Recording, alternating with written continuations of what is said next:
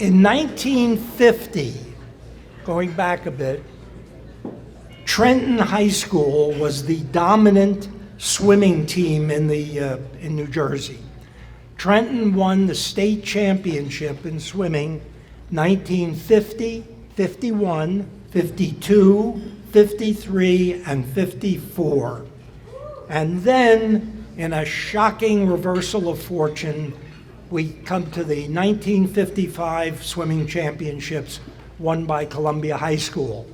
And then followed up in the next year by another victory for the 1956 swimming team.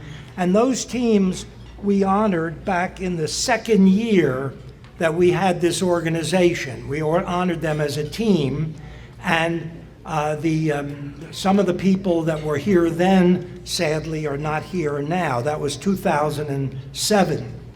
But we're making up ground again by inducting two individuals from the 1956 team, well, really from both teams, but they graduated in 1956.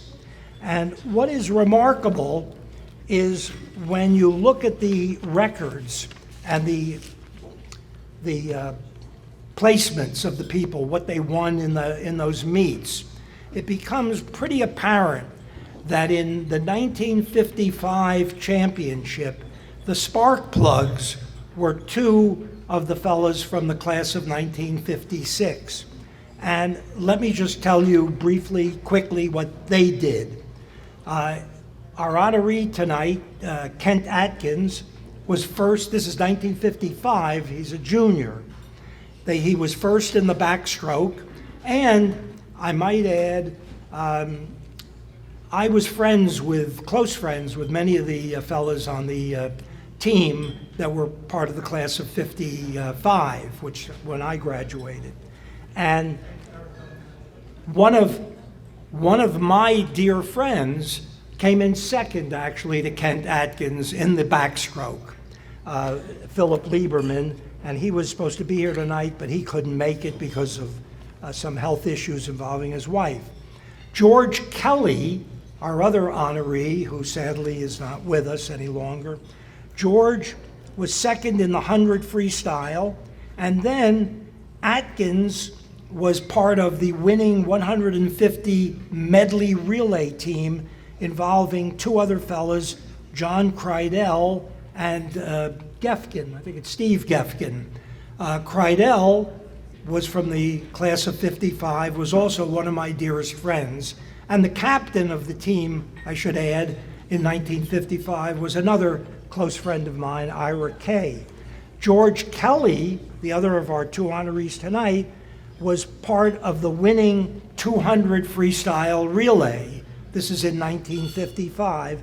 And with all that, adding only one other person, a diver named Bill Ritter, they won the state championship and really smacked Trenton around. It wasn't even close.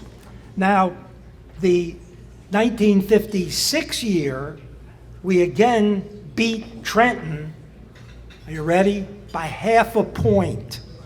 I don't know how that works out, but they did it. And again, the stars of the team were Atkins and Kelly. Kelly won the 200 freestyle and the 150 individual medley and swam on the 200 freestyle relay.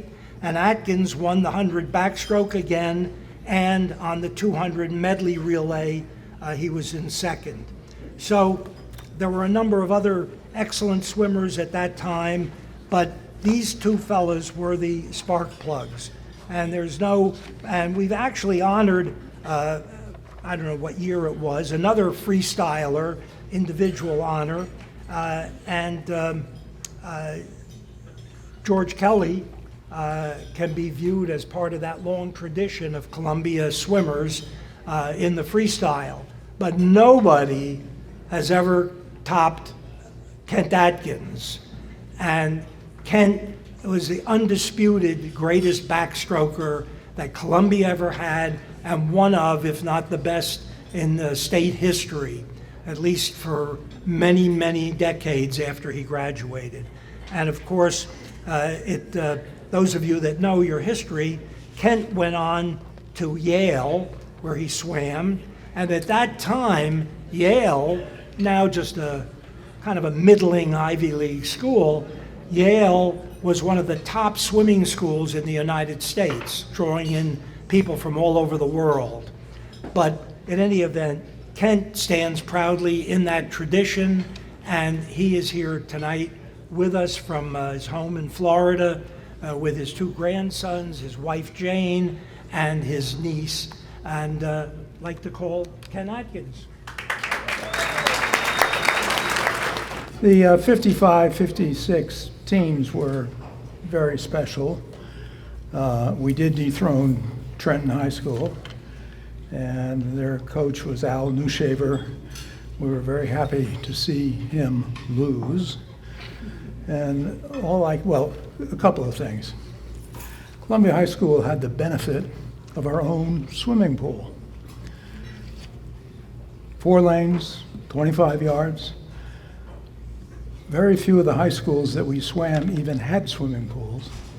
They had to work out deals with the local it was always YMCA. There weren't any YWCAs then. So they worked out deals to have some training time at the local Ys.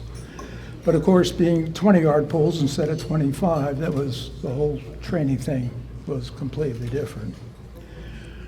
One of the things that we got involved with, shortly thereafter, was something called circuit training. And what happened was that the contestants or the people training for these events in their various high schools and colleges, they all swam in a lane and whatever. Somebody figured out if we put 4 people or 5 people in a lane and have them rotate, you could get a lot more yardage in. And as you can see what the tremendous decline in times, the times that we swam then wouldn't even make cleaning up the towels after the meet was over. The change is that great. The records now are at least 20, not 2%, 20% faster than the times that we swam back in those days. So the sport has emerged into a very different world of competitiveness. And this year being an Olympic year, it'll be quite exciting to see. The U.S. will clearly have a dominant position, no doubt, worldwide. But I would just point out the difference between swimming short course, which is 25 yards, and long course, which is what all of the international meets are now geared on. It's sort of like me entering a swimming race where the race is from New York to London. The difference is that great in terms of what long course is relative to short course. So the training is very different, but the training routines have sharpened a great deal. And the other issue that has immensely improved the swimming and competitiveness